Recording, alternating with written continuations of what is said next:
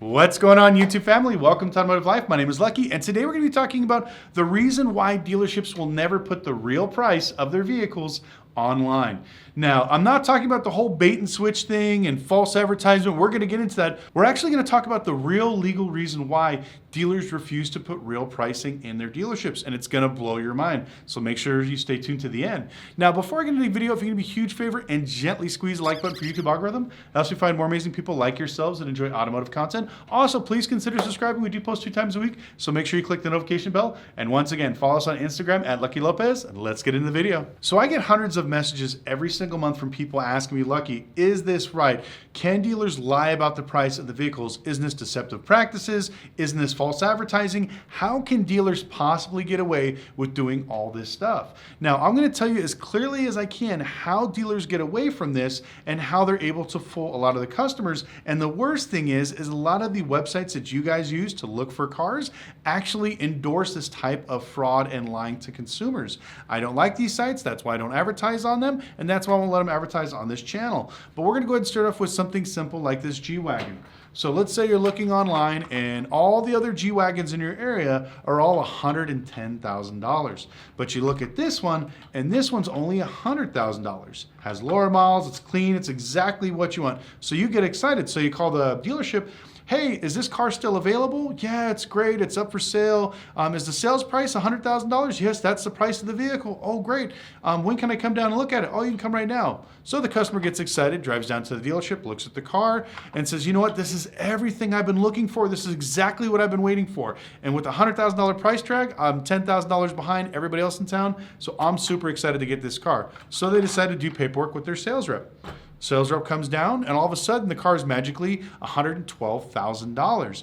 And the people are sitting there scratching their heads like, well, what the hell? Online, this says this was $100,000. I know there's going to be sales tax and everything else, but what is this $12,000 added onto there? And this is the biggest thing that drives me nuts about these websites and what's called false advertising. There's always a little asterisk symbol and says sales price does not include fees, sales tax, and whatever else the dealership wants to add on. So you have to remember, I know they can't put sales tax because whether you're going to buy the car cash, you're going to use a trade-in, you're going to talk down the sales price, or you're going to lease it, there's something that's going to affect the sales tax number. So I know they can't put that in there, but they can't put all the docs and all the fees. I don't understand why this is exclusionary because we already know the costs. So what happens is now you're sitting there with the salesman and the guy's like, oh, well, there's a $5,000 reconditioning fee.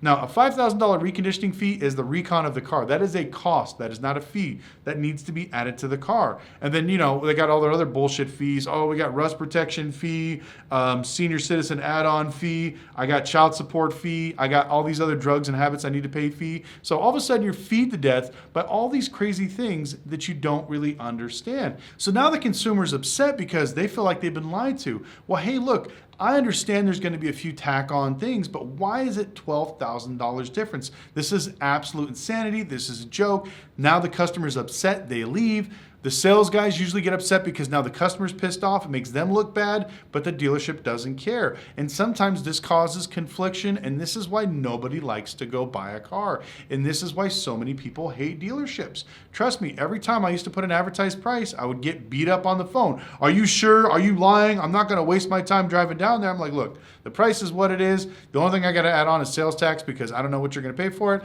and I don't know what you're going to trade in. But this is the out-the-door price, and that's what I do. And I think that's what people should actually do when it comes to websites like Car Gurus, Auto Trader, because these particular websites almost force dealers to basically put the cheapest price available. Because remember, when you're shopping for this G-Wagon, they probably popped up and it was the best deal online because Car Guru said it was, because it was $10,000 cheaper than any of the ones in your local area. But if you look just like that on the advertising, it'll have a little asterisk symbol. It'll say, will not include fees, additional add-ons, etc., and stuff like that. And so now you basically just wasted your time and people are getting upset. I see it in the newspapers.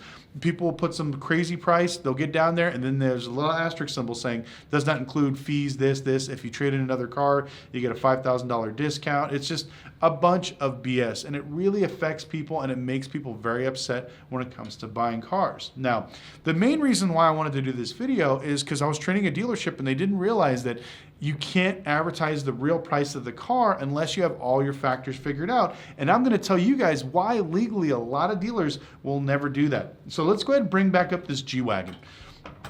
So let's say in my mind, I want to sell this for $100,000 flat.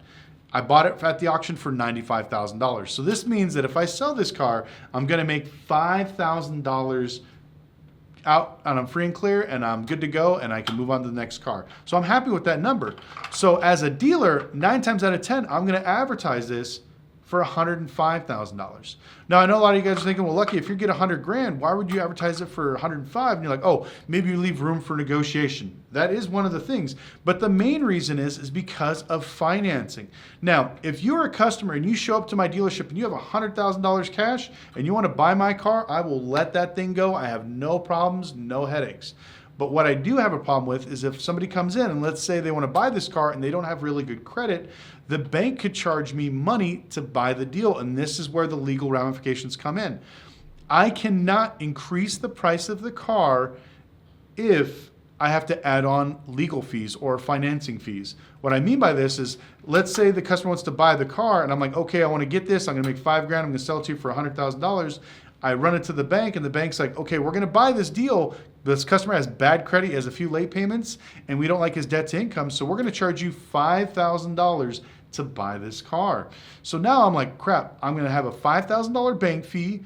I'm not going to make my $5,000 profit. So now I need to increase the price of the car to $105,000 so I can get my $5,000 profit.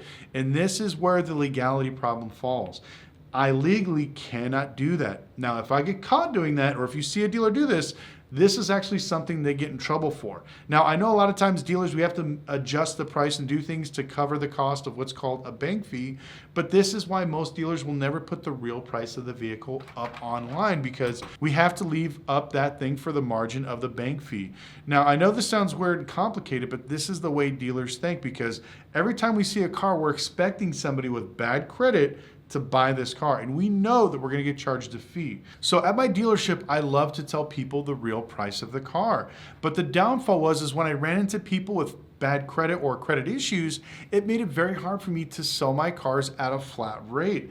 And so this is where the transparency and actually doing right, like business practices, kind of bite you in the ass, because now I have to sell this car at a loss. Even though the customer's getting a good deal and they're happy, I'm losing money because the bank is charging me money because the customer has bad credit. Now, I know you guys are thinking, well, doesn't CarMax do the same thing where they have a flat price? You can't negotiate the price is what it is. Well, CarMax is a major company that works out their buy fees way before they buy the car. So they know that no matter what happens, they're going to have an average of, let's say, a 10% buy fee. So they factor that into every single car when they do a profit structure.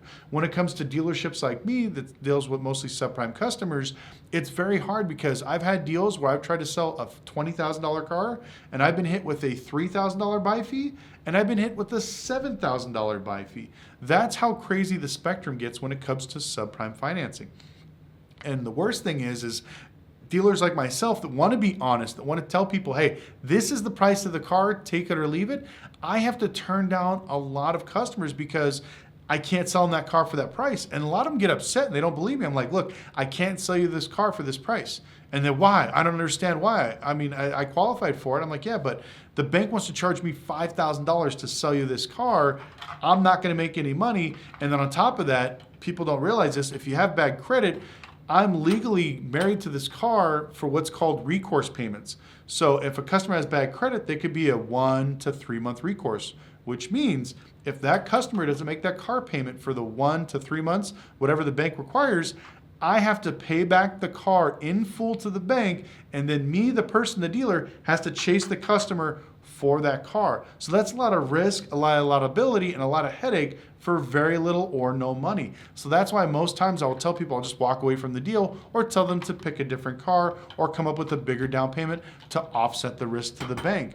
And this is some of the headaches that we have to deal with when it comes to being a dealer. Now, unfortunately, it's a stupid thing. I think that if you have bad credit and I have to raise the price of the car on you, I should be able to tell you that, and the customer should understand. But what the FDIC doesn't want you to do, or basically the banks, they don't want you to tell the customers. They want you to basically eat it in the shorts, and they they want to make it where it's false advertisement or you're trying to screw the customer and you can't basically add on things to the car that cost the dealer money. Now, I don't think that's correct or right, but here we are. This is what we have to deal with our business. But you know, these are some of the things why you'll hear these dealers constantly trying to switch you into a different car or cancel the deal outright or tell you a much, much higher price and then work their way down. So that's why it's always easier to negotiate down than up. But that's why a lot of dealers, I feel, are never going to go with this flat fixed price structure. It hurts the customers, it hurts the dealers, but there's some reasons why. At least you guys kind of know why dealers sometimes we're not allowed to tell you the real price, because if we try to raise the price to cover the customer, to make sure that we're in the car good, we make a minimal amount of profit, we get in trouble for it. So anyways, hopefully that video was educational, a little bit of fun. I thought it was crazy, thought I'd bring this one up. But if you have any questions, please put in the comment section below. I try to answer every single one. Also follow me on Instagram at Lucky Lopez. We have a bunch of really cool projects. I got some fun stuff coming up. We got some more training coming up. Now that my dealership is pretty much gone to the wind and I can't get there, we already found a new location. We're applying for our license. I'll keep you guys updated on that. And we're gonna having some online classes. And I'm thinking about starting a Discord. Let me know in your comment section below. If I start one, would you guys sign up? Would you guys love to talk automotive stuff, car chat? Let me know, and we'll see you next time.